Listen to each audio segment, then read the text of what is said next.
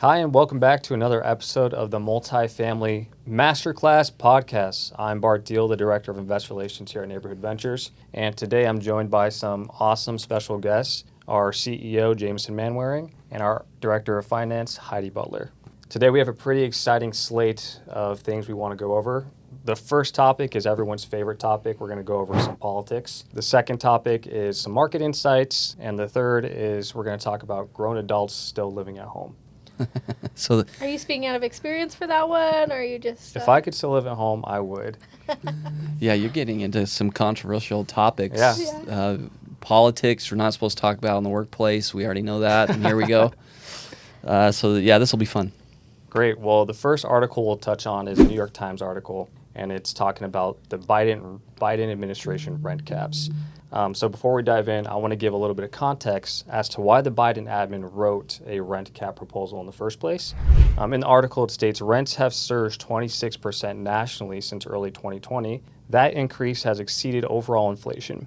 In 2022, a Harvard report found that 50% of all U.S. tenants, a record high, were cost burdened, spending more than 30% of their income on rent. So in this New York Times article, it talks about how in mid-July, the White House called on Congress to pass legislation giving corporate landlords, defined by the White House as those with over 50 rental units, a choice to cap annual rent increases on existing units at 5% annually, or lose federal tax breaks based on property depreciation. So I'm not asking you guys to choose a side, but if this legislation were to go through, what are some of the consequences of potentially imposing the Biden 5% annual rent cap rate on corporate landlords? One of the first things I think of is when we go and look at properties like our company does, mid-size apartments. Usually they're, family-owned, kind of ran, and people haven't taken rents up in 5+ years. Yeah. Really under market. And part of the value for us is knowing that we can bring it up to the standard market rate. Now, that's not a 5% rent increase, but it needs to come up to the current market. So it's kind of this hard balance for me of, I understand wanting to cap and not let people gouge, renters, that 30% of your income. That's kind of what I look at more, but it's really hard capping us at 5%.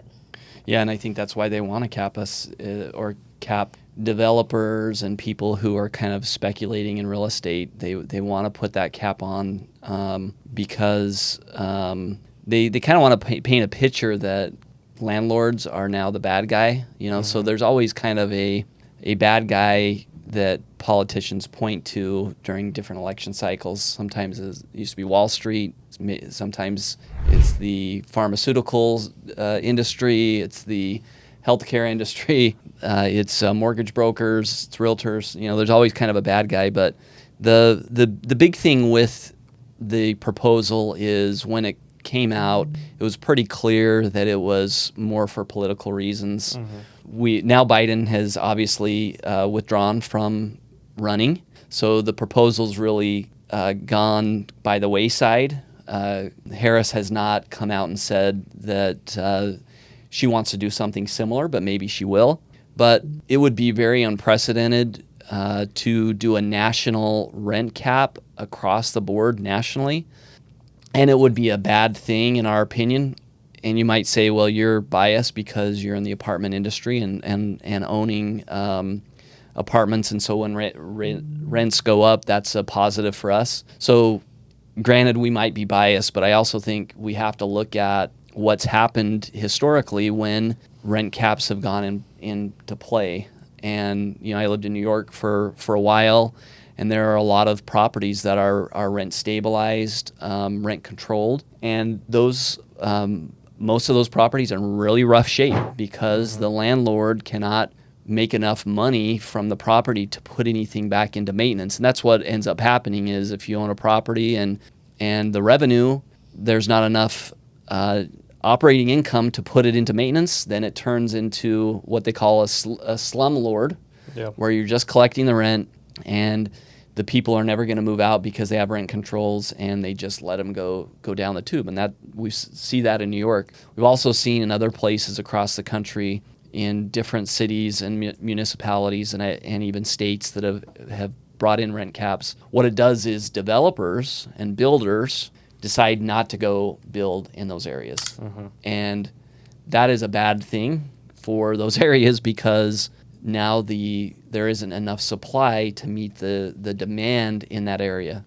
And we are in obviously a capitalistic system where supply and demand is what runs the show. So let's point to Phoenix. We've had great growth of population here. And you would think because of all the demand from housing in Arizona, that rents would be through the roof over the last few years because we've had a lot of people moving here.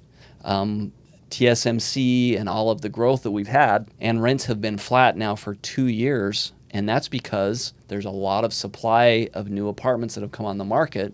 And that was driven by the free market, government-friendly state policies that were put into place. And developers come in and saying, I want to build and plant my flag in Arizona for a long time. So, we're going to be apolitical here, but politicians will say certain things that sound like they make sense. This is definitely one that doesn't make sense in our economy. And, you can't just keep giving people stuff. We can't just keep writing off everyone's student loans and giving them all these subsidies. It just does not work. And can you imagine if the government said we're going to cap the price of gas across the board, or we're going to cap what Apple can sell a cell phone for to keep the price for consumers? So they're pointing to landlords as the bad guy. So we're going to go attack the bad guy, and that's going to solve everyone's problem.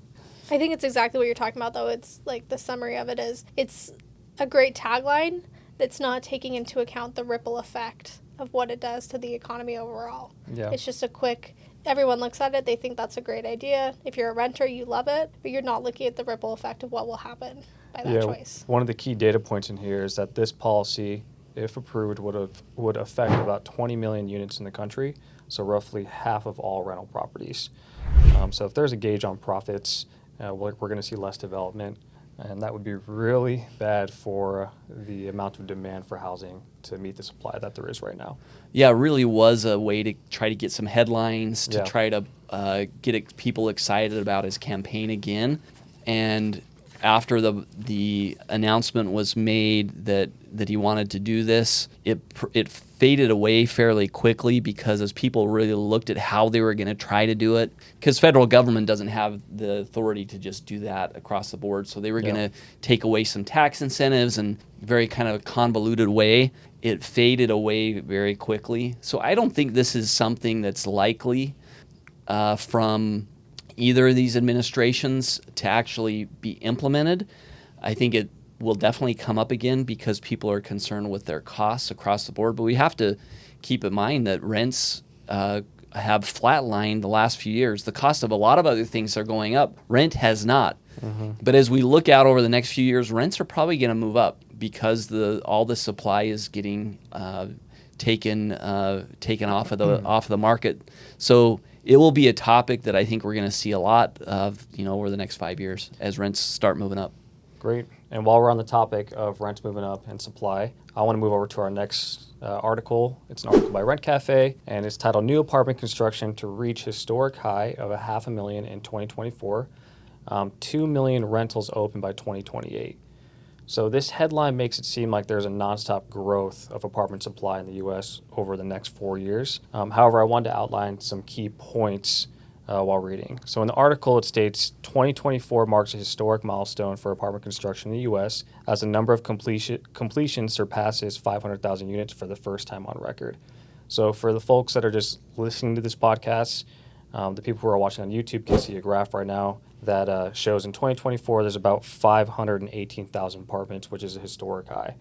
Over the next 4 years, you'll see a decline in new apartment deliveries on the market.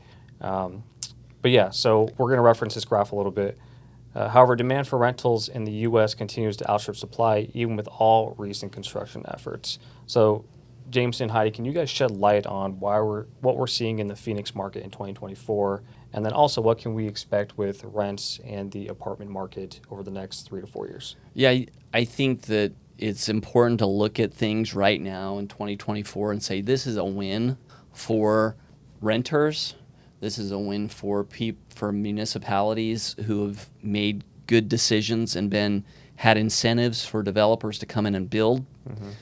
Because rents are flat and there's a lot of supply. And what ends up happening is there might be people who are living in an older building, and now there's a brand new building down the street that has some really nice incentives to move in. You might get a month or two rent, and that's what we're seeing.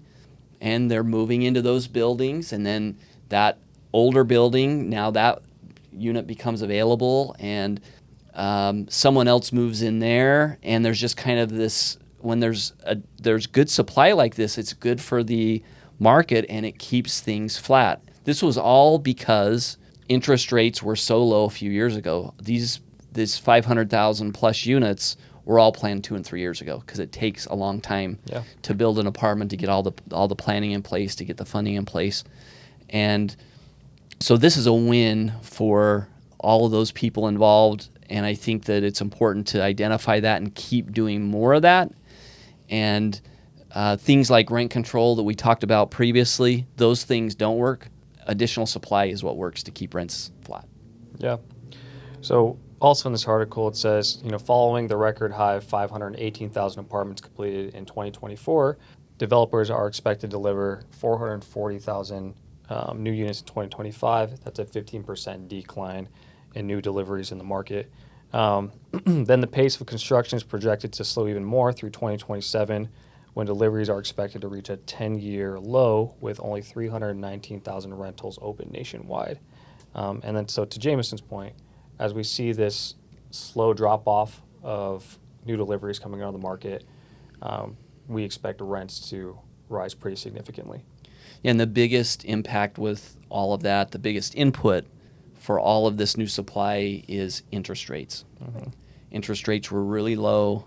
Cost of capital is really low. More people are going to take risks. They're going to get capital, go build these housing units. And now where interest rates are at, a lot of these plans have been put on ice for a while. And so they're seeing the same thing that we're seeing, and that is, as we get in the next few years, there's going to be a lack of supply. And so even though the idea behind what the Fed has been doing to take interest rates up to slow inflation down has worked temporarily, over the next few years we're going to see the impact of that, and rents are going to be moving up, and that's also a big part of inflation. Yeah. And the cost for folks renting is going to be higher because there isn't enough new stuff coming online. Yeah. And I think with rents going up, developers understand this. They understand where the puck is going. So despite how high borrowing costs are right now, they're continuing to build. They want to keep building, get these projects finished, because they know that once supply drops off, rents go up, the value of their building is just going to skyrocket too. Yeah. And when we look at the big metros that are building the most, with one exception, you have to look at where all this building is taking place. And the one exception is that New York in 2024 has the most new apartment units coming on. Mm-hmm. And New York is not in the Sun Belt or in a business-friendly state. But New York is New York. It's kind of its own thing. And it's the exception to all rules. It's the exception. Just its own thing. And the cost of housing there is obviously very, very expensive. So it's good that they're adding apartment units. But look at these other ones. So you got New York. The next one, Dallas, Texas. Austin, Texas. Then Phoenix, we're the fourth. Atlanta, Georgia. Houston, Texas. D.C. is also an outlier. Cost of rent there is also very high, much higher than the average. But then you go back to the Sun Belt, Charlotte, Miami, Nashville, Tampa, Orlando, San Antonio, Raleigh. So, some of these places like L.A., New York, Washington, D.C., where rent is really high, it's good to see New York and D.C. getting into this, but L.A. is way behind of where it needs to be. Yeah. And people are leaving California at a pretty good clip, and so they don't need as many new units to keep rents down, but rent is already high there. And so they need to get more incentives, I think, to attract more development there. Yeah. And Phoenix coming in at number 4 is, really exciting. Have you guys seen Dune? Yeah. Do you know? Have you read I haven't the book seen or it. I've heard it, but I was reading how they describe Phoenix in this article, And for me, Phoenix is literally a raucous. It says, once dubbed America's least sustainable city, Phoenix is now actively combating climate change and water scarcity in an effort to become the world's most sustainable desert city. So this shift has encouraged environmentally conscious businesses to come here, and then also more people to move to Arizona as well. Yeah, a lot of people don't know this, but Yeah. Phoenix is the 5th largest city in the United States. It's only behind New York, LA, Chicago, Houston, and then Phoenix is number 5. We have a lot of people who live here, a lot more people coming here. And the other thing a lot of people don't realize is that even though we have about 5 million people in the Phoenix metro area, we use less water now than we did in the 1950s when there was less than 1 million people here. Wow. And we have desert landscaping. We're very smart with our water, and we've gotten away from a lot of the farming that used to, in agriculture, that used to take a lot of water here, and it's more of an urban place to live. Not a lot of lawns here, and that's because we're trying to save that water, and I think we'll continue to innovate to be able to live and exist in the desert because we like the weather here outside of July and August, and the rest of the year it's great. Yep. I think one of the other things that we have to our advantage here in Phoenix is land. I mean, we have land to expand outward. So I went to dinner with my parents the other day, and we kind of went up into like the northwest area of Phoenix. There's a lot of new building going on up there. I mean, there's so much land. You've got all these like plants that we've been talking about, but there's room to grow. Where, you know, New York, you're really like stuck in there, and even though they're growing, it's going up. We've got room to grow out, a ton of room to keep growing. Yep. My sister lives on the northwest side of Phoenix, to your point, and it's takes her 45 minutes to get to downtown Phoenix, Yep. but it just shows you how big and vast Phoenix is. So to your point, there's so much room for development here. For sure. I want to pivot to 2 topics that have a cause and effect relationship with each other, I think. The article is a Wall Street Journal article, and it's titled, U.S. Home Prices Hit Record High in June for the 2nd consecutive month. This is the latest sign that the housing market is unaffordable to millions of Americans. Typically, spring is the home buying season, usually the busiest time of the year for the housing market. However, home sales have declined in June for the 4th straight time on a monthly basis. Really, so there's 2 things at play here that we're seeing. Prices of homes are at an all-time high, and consequently, home sales are at historic lows. Lowest amount of sales since the Great Financial Crisis. Yeah, and what we expected was when the Fed started taking interest rates from 3.5 to now, you know, the 30-year mortgage is over 7%. We expected that housing prices would come down, and they haven't. They've stayed the same. So when you take a look at houses, which got very expensive during COVID, 2020, 21, 22, prices went up a lot. Now your cost of debt went up a lot. It's in most metros, it's 50% more costly to buy than to rent, and it's higher than it's ever been. That disparity between renting versus buying, and there's not really an end in sight. You know, we expected that prices would slow down. They haven't. That a lot of that's due to the people who have these low rate mortgages. They're not selling. They're staying put. We think, and I expect interest rates will go down going forward, but we're not going to go down in the 3.5% range again. But I know the 30-year has come down in the last few weeks. But yeah, it's going to be tough to continue to push people into this American dream of owning homes. I think a lot of younger folks have kind of moved away from that, and maybe owning a home happens in their late 30s and 40s instead of in their 20s or early 30s like it used to be, because the prices are so high, and they prefer to rent in a lot of ways with all their options that they have as renters. But prices of homes have not come down at all. There hasn't been any relief. Yeah. And so that's the cause, which is the prices of homes are really high. And, you know, the effect is the share of young adults living at home continues to rise. So no longer the days for empty nesting. The article states that 17% of young adults aged 25 to 35 are still living with their parents, compared to just 7% in 1970. I want to know how many of those parents are charging their kids rent, because when my kids turn 18, like, rent goes into place. Nobody lives off this anymore. That could probably change things. That gets Yeah. people moving out quick No if they're kidding. paying rent. Yeah. That keeps people there, not having to pay rent. You don't want to pay $2,000 a month. You stay home for sure. But I also think some parents are saying it's okay to stay a little longer because it's expensive to go do something else. Yep. And I think, you know, this age range definitely includes people who are post-college. And I think that's one of the big changes culturally is post-college, it's pretty tough to move back in with your parents. Mm-hmm. But 17% now of people, most likely post-college, moving back in for maybe it's temporary, maybe it's there's something that's driving that, and it'll only be short-term. But it's I think parents are being more lenient right now because everything is more expensive right now. Sure. The other piece I think goes with it is a lot of these people saving up to buy their first home. Maybe they were only planning on staying with their parents for a year while they saved up for a down payment. Now all of a sudden that same house they want to buy is, you know, you've got to put way more down on it. Yeah. It just keeps building, and that ripple effect for sure. Yeah, you got to do it for longer if that's the goal. And I have friends in that situation right now. And I think the other thing that you have to point out is that it's the millennials who are really the group that's driving this. Maybe millennials are just more comfortable staying with their parents a little bit longer, but at age 25, 27% of millennials live with their parents, and then 9% were still doing so at age 35. So Gen Z looks like they're going to be similar, where 30% of the 25-year-old Gen Zs now live at home. So that's a lot higher than prior generations that at 25, it's like, oh, I'm getting out of here.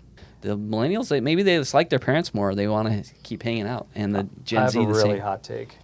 So I think people just need to get married more because, one, you get the dual income, which makes buying a home much more affordable. I assume in 1970s more people were getting married. Sure. And on top of that, it incentivizes you to move out. You don't want to live with your parents, with your significant other. More your in-laws don't want to live with your parents for sure. Exactly.